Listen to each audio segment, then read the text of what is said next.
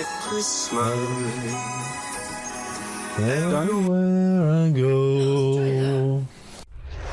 Welcome to Christmas Cast. Check it out. I'm me, you're you. Apparently so. It's that time of year again when it's a recap of 2025 and then a look to the future. Yeah, indeed. So, apparently there haven't been that many bloopers now because he's got his act together and I'm not in them. So do you want bloopers or do you not want bloopers this time? I always want bloopers. Yeah. Do you know what you're doing, Sam? No. But it's never stopped us. No. Right? We make it up on the spot. You have to leave the room if you sit there putting that disappointed face at me. Should be used to it by now. I know. It still hurts. It still hurts. Are we boring, Sam? Yes. Keep me up. I should be sleeping at my desk by now. Very stoic. Sam is saying something that you want to listen to.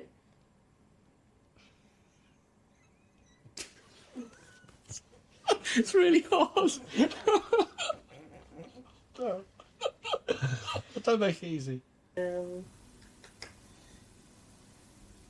Right. Are you... If this goes badly, it's your fault, because I've become a professional in the last year. Hence no bloopers. Are you happy with that? Use a roll then. Energy. Energy. More footwork. More energy. More passion. Passion. No, Barry, you've wasted 15 seconds. Right. Welcome to Chromecast. Check it out. I'm Sam Major, Commercial Director for Krome Technologies, and joined again by... Oh, it's going to be one of those days. Oh, we've got time.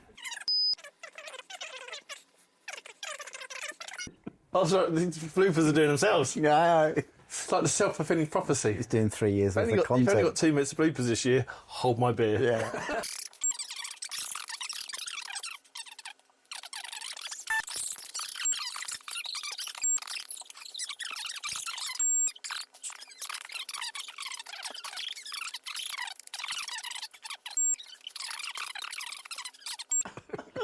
I've only got one word in so far. I know, mate, I know. We've done about 15 minutes of filming. It's not been this bad for ages. We were due, man, to be You fair. better know what you're going to say. I haven't, yeah, get up now, though. When we get moving... Right, should we try again? Doug. Doug. Doug digs. Dig Doug. Welcome to Chromecast. Check it. Right, start it. And join us next time on Chromecast. Take it out. Can I go home now? Nearly forgot what it was called. Yeah. Happens. Yeah, it's just sexy. Happy? Yeah. Stills. Yeah.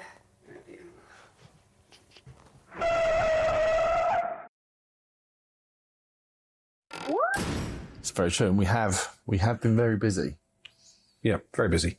VMware to Hyper-V, that was an unforeseen one to start with, and then all of a sudden... Well, I think we foresee it, and I think we've probably got podcasts about seeing it coming and then how to get people from VMware onto Hyper-V. But yeah, that's been... I don't think we have any customers remaining on VMware apart from a couple that have got platforms that are slightly tied to, but we have, they'll be moving come refresh time. But yeah, we did see that coming.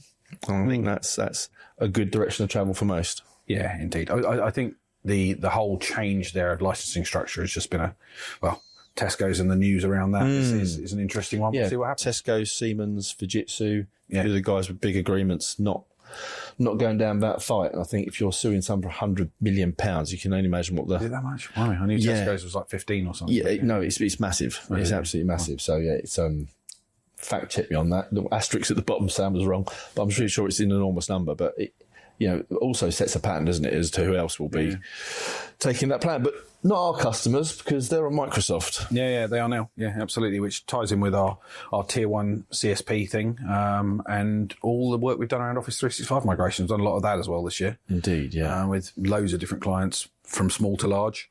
There's been a lot of work in moving people around and continue to move. There's a lot of cross-tenant work going on. But I guess that's probably a lot to do with the M&A stuff we've been involved in. So Indeed. one of the bits that my personal favourite bits of the business to get involved in is the mergers and acquisition stuff. Exciting stuff. It's interesting. I find it really good to do. But we do a lot of advisory for clients. We've done finance sector. We've done pharma and biopharma sector. We've done oil and gas.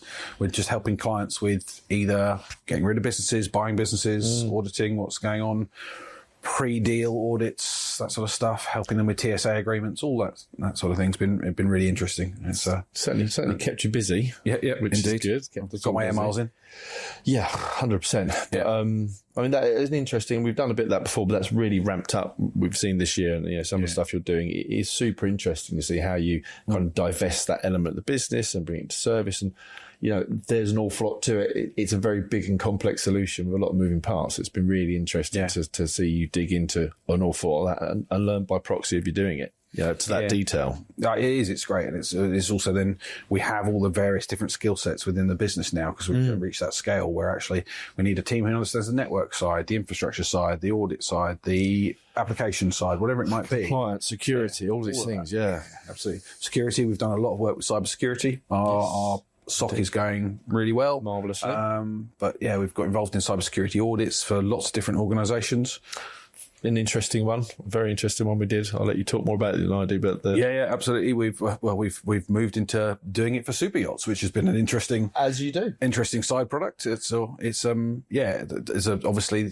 your average super yacht, as it's such a thing. Yeah, indeed. but they are huge, great floating businesses with high profile individuals on them and a lot of cybersecurity responsibility. So 100%. helping control those, not just because you've got the IT and the OT side in there, because the entire boat's controlled by computers. So, yacht. Or yachts, they call it a boat. Indeed. Yeah. Not that sort of scale. But when's it go from being a boat to a yacht? You were telling me the other day, super yacht. I think it's 50 metres, but it's that sort of crazy. Yeah, indeed. Absolutely crazy. Big things. But so that's been fun. That's another area of fun. We've done a lot of work with data governance. So we've been doing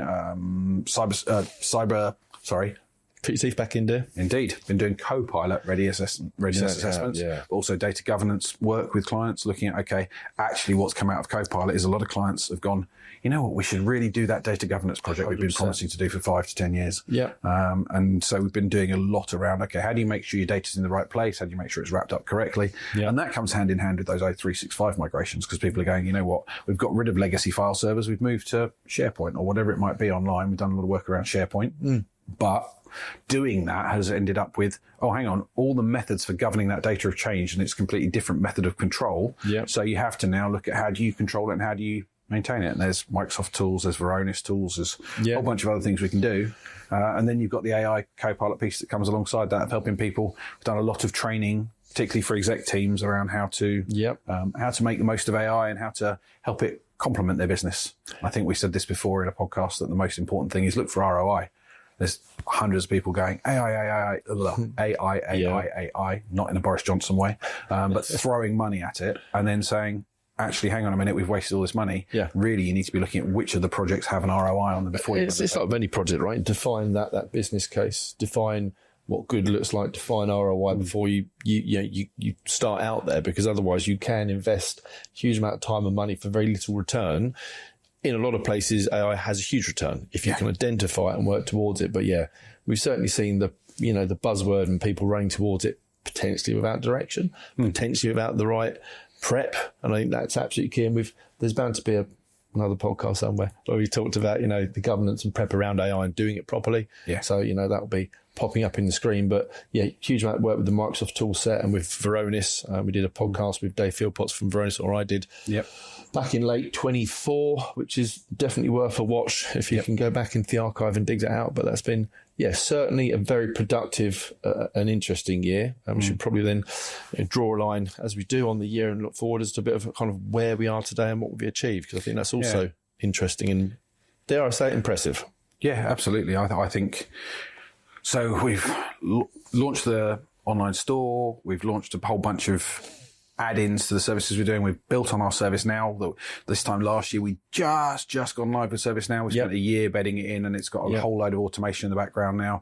We're looking at enhancing that with the right AI projects and the right additions to that, as along with our finance and accounting systems, helping AI to help us there. Again, services we can offer to clients. 100%. But yeah, that's been good. We've done, when you talk around making sure clients are ready for this stuff, we've done a whole bunch of masterclass sessions. Yes. So we've got the schedule up for 2026 or the first half of it. So I'm sure someone can pop that into the video. Which has been really popular. Really well attended. Really well attended, I think, because there's none of me, so no salespeople on there. But really, it's leveraging our SMEs and the guys that really know what they're talking about, doing the deep dives, which is what people have asked for.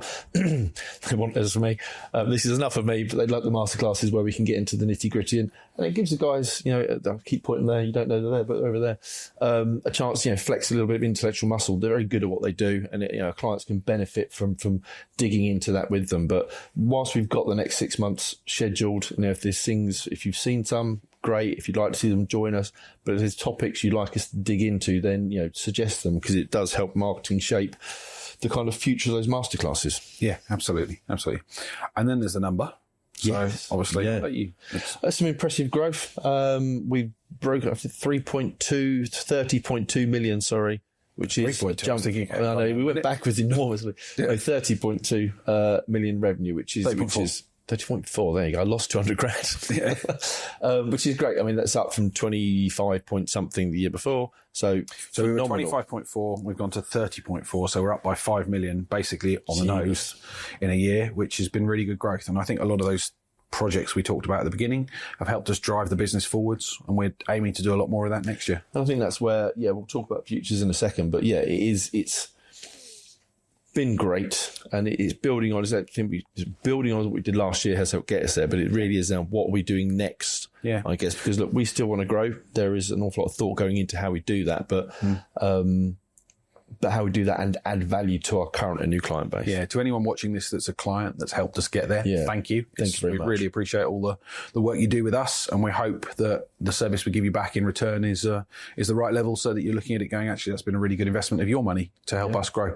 100%.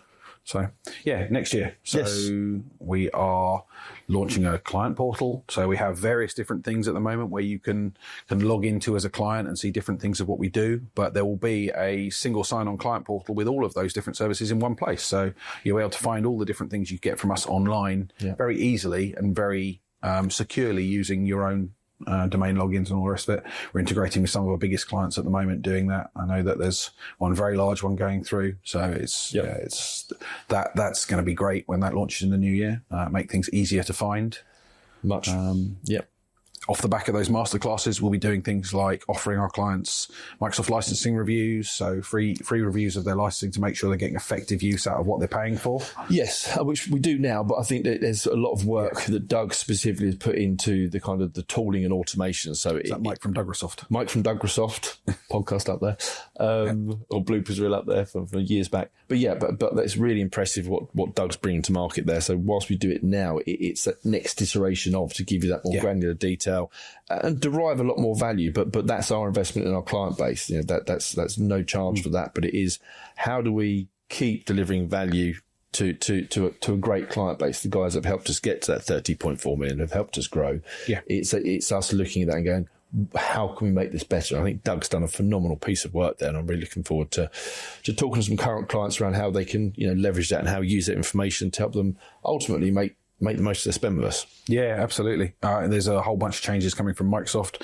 They're ending some of the older type agreements. They're making EA and CSP agreements have a much more price parity between them. So there's an awful lot that we can do to help clients achieve savings, if they can, in their Microsoft environment, whilst maximising the benefit they get from the licensing they've got. So 100%, if you can't make any savings on it, leverage what you've invested and get more out of it. Yeah, absolutely. Yep, we're doing more with our cybersecurity offerings, enhancing that side of the business again. Certainly are, yeah. So, do you want to talk about the big enhancements coming on that one? Yeah, go for it. So, from our side, we've hired a new CISO who starts in March. That's great. He's just working his notice at the moment, but he's going to come in and really lead from the front there. We've worked with him for a number of years, and he's a great addition to the team. Fantastic. So, yeah, huge amount of experience and knowledge. Both to work with our clients in a fractional way. Yep. Help with the projects we've got. So, analysis, threat analysis, etc. Can run war rooms, can do all this really powerful stuff. Yeah. Yeah, that fractional CISO bit would be really good for those clients who are sort of mid-tier, not quite big enough to hire their own, but need a lot of attention on a regular basis. Yeah. Be able to offer them that is a great thing from our side. But yeah, so that should really enhance what we're doing there. We've got a bunch of AI projects going on internally, which should enhance the way we do business. And again, we're looking really carefully. I say a bunch. We've got 3 or 4 AI projects going on internally because we've looked carefully at what we want to do and said, right, those ones should have real ROI. So hoping by the end of the year, that will drive further efficiencies. By the end of next year, drive further efficiencies in our team. Yeah. So hopefully we're back here in a year's time talking about how all that has gone down and the difference it's made, talking about the next level of growth and the next barrier that we've managed to break through, and thanking all you for supporting us during that time and making it all happen. Yeah, absolutely. As Sam said, thank you. Sorry there's no bloopers. That's his fault. Getting that together. I'll try harder. But yeah, we'll try. Perfect. But thank you and happy Christmas. Happy Christmas. And then join us next year. Next year, by the time this goes out. Chromecast. Yeah, check it out. Merry Christmas, everyone. Thank you very much. Have a happy new year and a wonderful festive blooper. There we go. And a wonderful festive season. Check it out.